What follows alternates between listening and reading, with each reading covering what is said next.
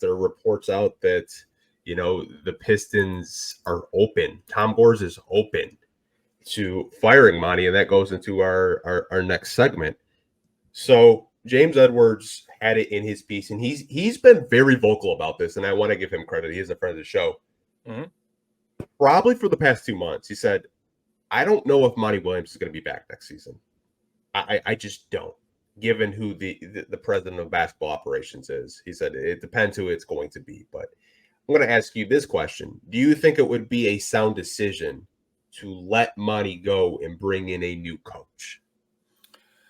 So I'll start with this. The fact that Tom is okay with having Monty, or at least Tom is okay with eating that contract, to me, that is kudos. That he just made him the highest paid coach. And he's like, hey, if we need to eat this contract, I'm cool with it.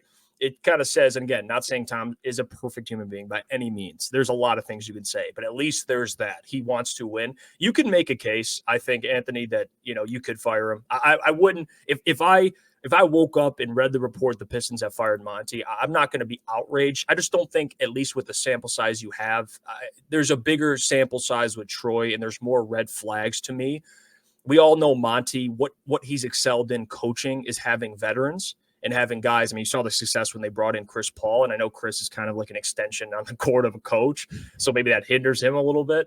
But I would not fire Monty. That is something, if you're asking me, it's not on my first 3 things that Trajan should do, but I wouldn't be upset, if that makes sense. So to answer the question, no, I don't think you should fire Monty. I don't think that would be. I think for Monty, you got to give him older players, you got to give him veterans, a little more talent, and I think so far, I know the first year was very rocky, but I think you have to give him at least 2 to 3 seasons to see where this thing goes, if there's improvement. And at that point, you can make a decision. But after year 1, no, I would say don't fire Monty Williams.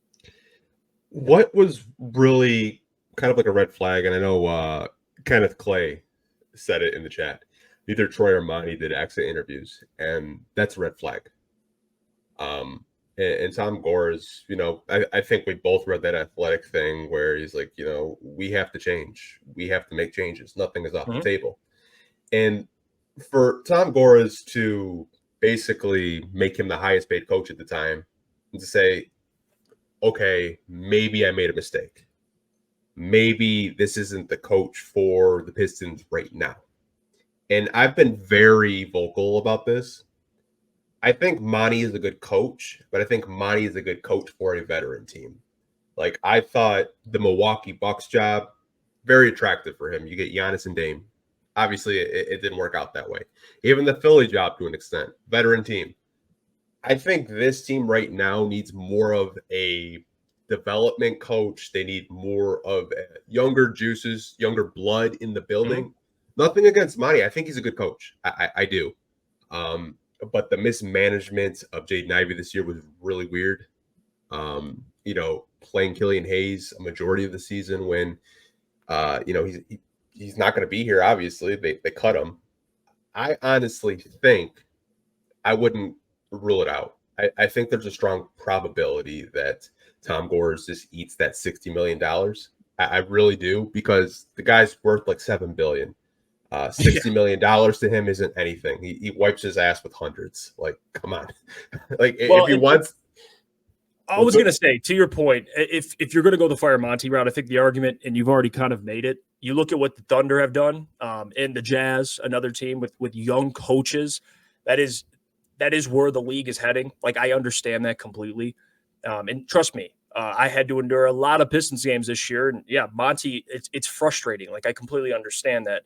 I just think, I think that's a fair argument. If you're going with he works better with older players, I 100% agree with that. So if this roster is going to get younger, then yeah, it probably doesn't make sense. I see more issues with this team, at least from a roster construction perspective, than probably coaching. But again, I could be wrong there too. So like I said, I wouldn't be upset if they fired him. But I'm more focused on how do we build this roster correctly around Cade. I think that the construction has been where I've been most frustrated with. And that's just speaking from my experience. But again, I understand the frustration with Monty. Of course. No. I mean, you won 14 games. Like, yeah, I understand it. I do. No, I think what you said is another, argument. It's another, you could go down that road because I think roster construction, you're right. It's a complete mess. There are players that don't fit with each other. There are players that can't space the floor. They're talented. They have potential, but they don't fit around your franchise player in Cade Cunningham. And if you want to just kind of wipe that in the, the rearview mirror and say like, hey, like we got to get this roster right before we're worrying about the coach. That's an argument that you can take, and I respect that. I just think, like you said, like you look at the Thunder coach, you look at the Jazz head coach.